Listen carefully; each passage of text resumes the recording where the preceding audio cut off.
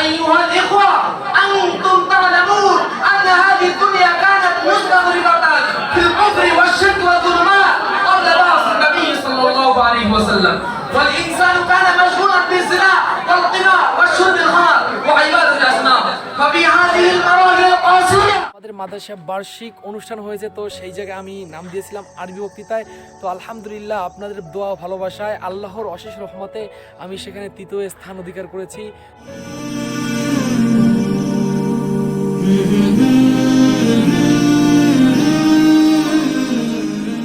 আসসালামু আলাইকুম ওয়া রাহমাতুল্লাহি ওয়া বারাকাতুহু। আশা করছি সম্মানিত দর্শক সকলে অনেক ভালো আছেন। তো আপনাদের মধ্যে ফিরে আসলাম নতুন আরেকটি ভিডিওতে।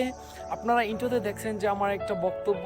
আমাদের মাদ্রাসা বার্ষিক অনুষ্ঠান হয়েছে, তো সেই জায়গায় আমি নাম দিয়েছিলাম আরবি বক্তৃতায়। তো আলহামদুলিল্লাহ আপনাদের দোয়া ভালোবাসায় আল্লাহর অশেষ রহমতে আমি সেখানে তৃতীয় স্থান অধিকার করেছি। তো আলহামদুলিল্লাহ পুরস্কার পেয়েছি। আর কি বক্তব্য দিই সেটা আপনাদেরকে দেখাবো ইনশাল্লাহ।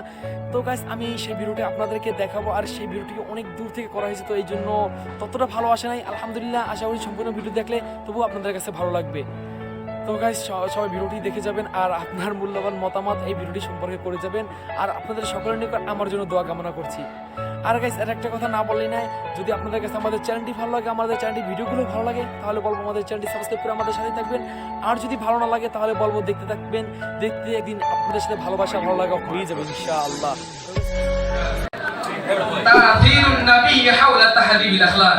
نحمده ونصلي على رسوله الكريم أما بعد فأعوذ بالله من الشيطان الرجيم بسم الله الرحمن الرحيم إنك لعلى خلق عظيم وقال النبي صلى الله عليه وسلم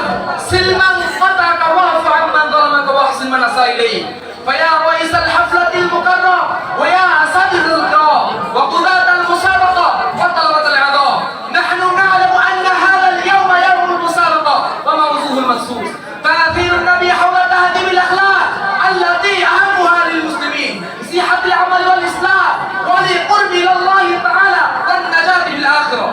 أيها الإخوة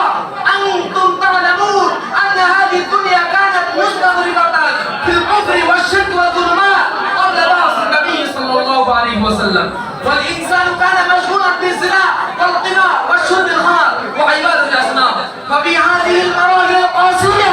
أن الله مطلبا على ابتلاء أيها الطلبة العظام هكذا كان النبي صلى الله عليه وسلم منتظما على حقوق النساء لما قدم النبي صلى الله عليه وسلم المكة وحث حالة النساء يعني تبع النساء في السوق كالبهيمة والمنحية وقال النبي صلى الله عليه وسلم من أحق بحسن صحابتي قال أمك قال ثم من قال أمك قال ثم من قال أمك قال ثم من قال أبوك فهذا خلق النبي صلى الله عليه وسلم فلهذا أمر الله أن نتخذ صراط النبي صلى الله عليه وسلم وإن كنا نقبل صراط النبي صلى الله عليه وسلم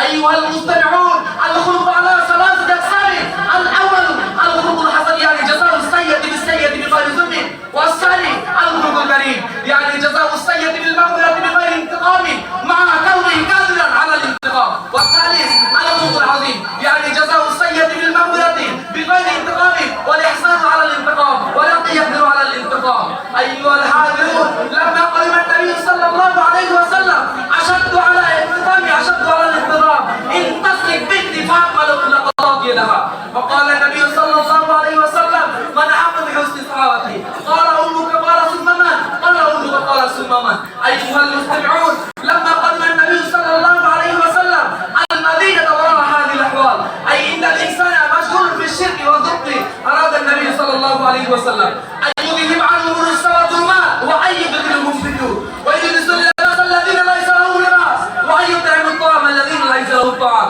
ولهذا قام تنظيم اسمه حلم الفضول لم يوجد مثال حينئذ في الدنيا نزلت علينا السكينة والرحمة أيضا نحن نفوز فوزا عظيما